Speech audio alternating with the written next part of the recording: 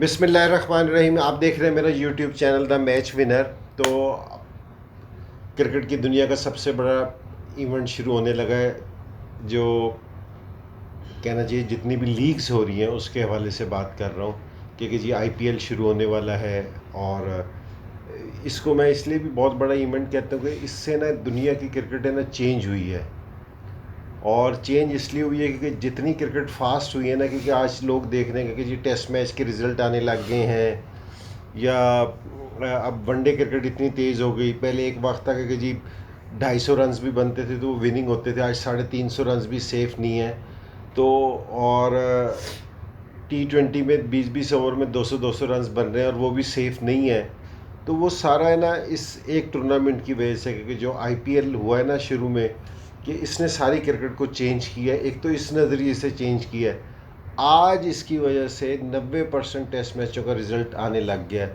जो हम कहने लग गए थे कि जी टेस्ट मैच बोरिंग साइड पे चला गया है, सो मेरे ख्याल में T20 ने उस टेस्ट मैचेस में भी जान डाल दी है कि अब लोग टेस्ट मैच में भी इंटरेस्ट लेते हैं। और दूसरी जो चीज़ है जो क्रिकेटर्स के लिए बड़ी बेहतर हुई, ये तो फैंस के लिए थी ना बेहतर, कि जी अब रिज़ल्ट ओरिएंटल गेम हो गई सारी, कि जी तेज़ खेल रहे हैं, मज़ा आ रहा है। क्रिकेटर्स के लिए इसलिए बड़ी बेहतर हो गई कि जी इसकी वजह से ना क्रिकेट में ना पैसा आया। वरना इससे पहले अगर 2007-8 में आईपीएल शुरू हुआ था, अगर 2007-8 से पहले देखा जाए ना, तो आईपीएल के ना क्रिकेट के जिनसे पैसे थे वो डिफरेंट थे। लेकिन 3-4 साल में ये ना सारा सिनेरियो चेंज हो गया। सिर्फ इंडिया का नहीं, पूरी दुनिया की क्रिकेट का इसने सिनेरियो चेंज कर दिया। और इसी के बाद है ना दूसरे मुल्कों की लीग शुरू हुई, क्योंकि जी अगर आप बिग बैश देखते हैं, या पाकिस्तान में पीएसएल हो रही है, या वेस्ट इंडीज़ में हो रही है, या बांग्लादेश में कोई भी लीग हो रही है, तो वो इसके बाद है ना, तो ये इसको क्रेडिट ज़रूर जाता है कि जी आईपीएल को तो इसने ये किया। और फिर दूसरा क्रिकेटर्स को फ़ायदा कि पैसा बहुत ज़्यादा इन्वॉल्व हुआ, जिससे क्रिकेटर्स को भी बहुत ज़्यादा फ़ायदा हुआ।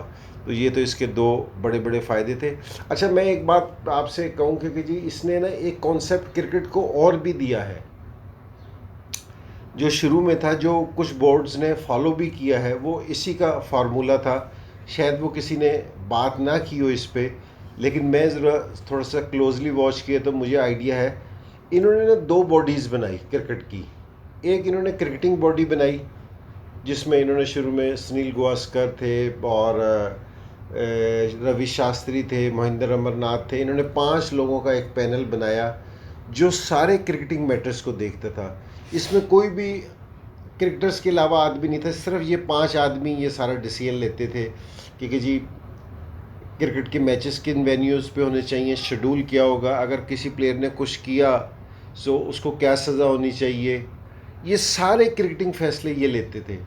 और दूसरी चीज़ ये थी कि ललित मोदी एंड टीम थी ना, वो बिल्कुल इसमें इन्वॉल्व नहीं थी। ये 5 लोग क्रिकेटिंग मैटर्स को ये देखते थे। दूसरे मार्केटिंग के फाइनेंशियली मैटर्स थे, वो ललित मोदी एंड टीम देखती थी। वो प्रोफेशनल लोग उन्होंने हायर किए। इन्होंने क्रिकेट को ना इन्होंने 2 हिस्सों में तकसीम कर दिया, एक मार्केटिंग साइड में, एक क्रिकेटिंग साइड में। दोनों एक दूसरे के बीच में ना इंटरफेयर नहीं करते थे, जिससे मेरे ख्याल में ये एक बड़ा ज़बरदस्त किस्म का इन्होंने मेरे ख्याल में ढांचा पेश किया क्रिकेट का, जिससे ये सबसे कामयाब भी हुए। तो बहुत सारे लोगों ने फॉलो भी किया इस चीज़ को। तो ये इनकी बड़ी तीसरी चीज़ थी, जिससे क्रिकेट को बहुत ज़्यादा फ़ायदा हुआ, क्योंकि जी क्रिकेट को चलाने में आसानी हो गई। अच्छा, क्रिकेट पे भी बात करते हैं कि जी अब कि जी आज किन 2 टीमों का मैच है, लेकिन उससे पहले कि मैचेस ये दुबई में हो रहे हैं।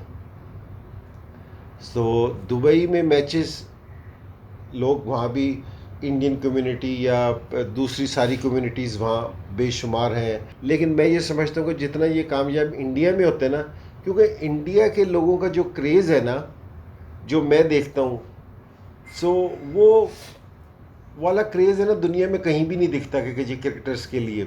कि अगर हमें, जिस टाइम मैं पाकिस्तान के साथ खेलता था ना, सो हमारी पता चलता था कि जी बस यहाँ से गुज़रनी है, पाकिस्तान टीम की बस यहाँ से गुज़रनी है, या इंडियन टीम ने यहाँ से ट्रैवल करना है, तो लोग, हालांकि बसों के कर्टन गिरे हुए होते थे, कोई नज़र नहीं आना होता था, लेकिन फिर भी लोग है ना रोड पे खड़े होकर होते थे कि शायद किसी को हम देख लें।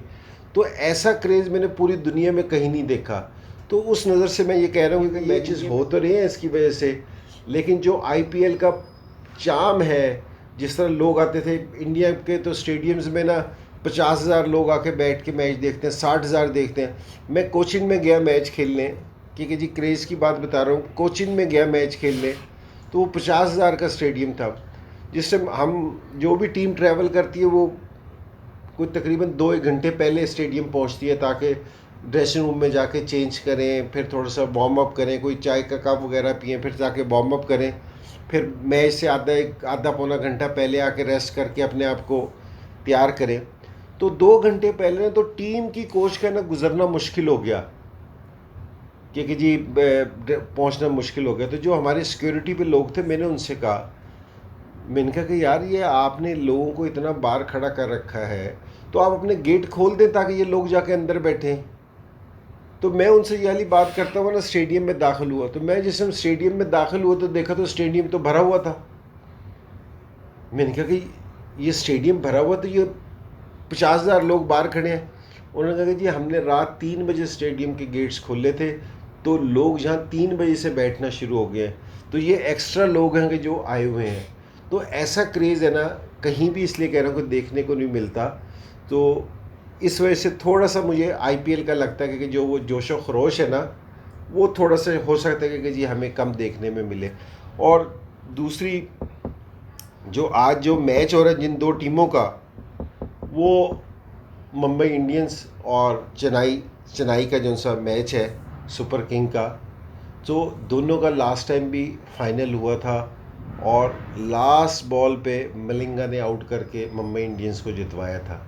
और ये आईपीएल की दोनों, ये नहीं कि जी पिछले टूर्नामेंट की, और वैसे ही टॉप टीमें हैं। एक ने 3 दफ़ा, चेन्नई ने ये चैम्पियनशिप जीत रखी है, और ये अपने मुंबई ने 4 दफ़ा, और ये जो सुपर किंग वाले चेन्नई वाले हैं, इन्होंने तो 8 दफ़ा फाइनल खेला हुआ है।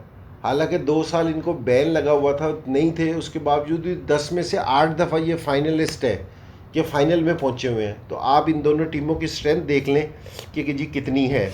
और दोनों के जो उनसे मेन प्लेयर है ना, एक का तो ऑल टाइम ग्रेट धोनी कप्तान है, कि इसमें उसकी प्लेयरी की नहीं मैं बात कर रहा, लेकिन उसकी कैप्टनसी की बात कर रहा हूँ, क्योंकि जी जिस तरह की उसने इंडिया को लीड किया है, या जिस तरह अगर 8 दफ़ा चेन्नई फाइनल में पहुंची है, तो इसमें भी एक बड़ा हाथ धोनी का है। तो एक तो धोनी है, अच्छा इनके पास जो खेलते, अगर ये वैसे अपने मिस भी कर रहे हैं कि जिस तरह इनके पास अब इस टाइम सुरेश रैना नहीं है, इनका बड़ा की प्लेयर होता था कि जी वो नहीं खेल रहा है इनके पास, लेकिन धोनी की जो उनकी कैप्टनसी है ना, बड़ा मेन रोल अदा करती है, क्योंकि जी हर चीज़ में इसका, ये थोड़े प्लेयर से भी, थोड़े लोगों के साथ भी ना ज़्यादा काम लेना जानता है। ये इसकी ग्रेटनेस है, ठीक है। और दूसरी जो इनको एडवांटेज है ना, वो इनका जो सा फ्लेमिंग कोच है ना, वो 2008 से इनके साथ है। वो हर चीज़ को जानता है कि जी इनके पास है ना क्या चीज़ ये लड़के कर सकते हैं, क्योंकि ये उन लड़कों के साथ पिछले 12-13 साल से काम कर रहा है। तो ये इनको 2 बड़े एडवांटेज हैं। फ्लेमिंग ख़ुद भी बड़ा ज़बरदस्त कप्तान था, बड़ा थिंकर था, जो मेरे ख़्याल में इनको इस चीज़ का बहुत एज है इनके लोगों को, क्योंकि जी ये कप्तानी बहुत मज़बूत है, और इनकी कोचिंग का स्टाफ बड़ा मजबूत है और बहुत पुराना है, सारे लड़कों को जानता है। देखिए मैं इस चीज़ पे बहुत सख्त मेरा बिलीव है कि जिस समय आपकी टीम अगर कमज़ोर है ना, लेकिन लीडर तगड़ा है, सो आप है ना मुश्किल से निकल जाते हैं। और धोनी ने ये कई दफ़ा करके दिखाया है। तो सुपर किंग की ना ये वाली इनकी है ना ताकत है, और इमरान ताहिर इनके पास होता है, और ये ब्रावो है, इनके ये पुराने प्लेयर हैं जो इनके साथ खेलते हुए आ रहे हैं। मुंबई इंडियन है ना, वो इनके ना अगर नाम के हिसाब से देखा जाए तो इनके पास बड़े प्लेयर हैं, क्योंकि जी बुमराह है, मेरे ख्याल में आजकल बॉलिंग में नंबर 1 की पोजीशन पे है। ये पोलार्ड है, मेरे ख्याल में लीग का मोस्ट वैल्यूएबल प्लेयर्स में से एक है, पोलार्ड है। और पांड्या है, मेरे ख्याल में इस टाइम जो दुनिया के बेहतरीन ऑलराउंडर में से एक है। ये डिकॉक है, मेरे ख्याल में ये one of the best wicket keeper batsman है आजकल दुनिया में।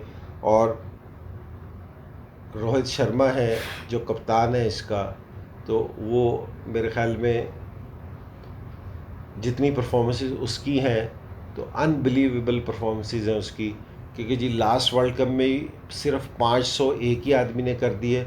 अगर आप बड़े बड़े प्लेयर्स का उठा के देखें तो उन्होंने 4 वर्ल्ड कप खेले हुए हैं, 5 वर्ल्ड कप खेले हुए हैं, तो उनके 5-5 100 नहीं है, इसके अकेले के हैं। तो ये टीम है ना, और ये भी